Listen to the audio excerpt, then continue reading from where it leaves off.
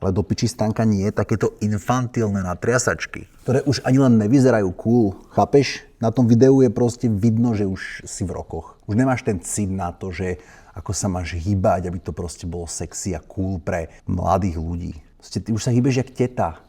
Také, a keď babka tancuje proste na oslave svojho vnuka. Vieš čo myslím? Ty už máš také tetkovské pohyby. Proste to už nie je dobré, Stanka.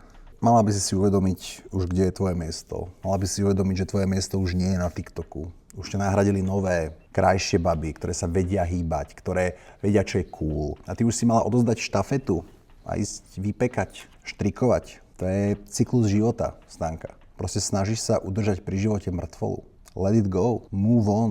Ďalšia kapitola. Zmier sa s tým, rozlúč sa s tým.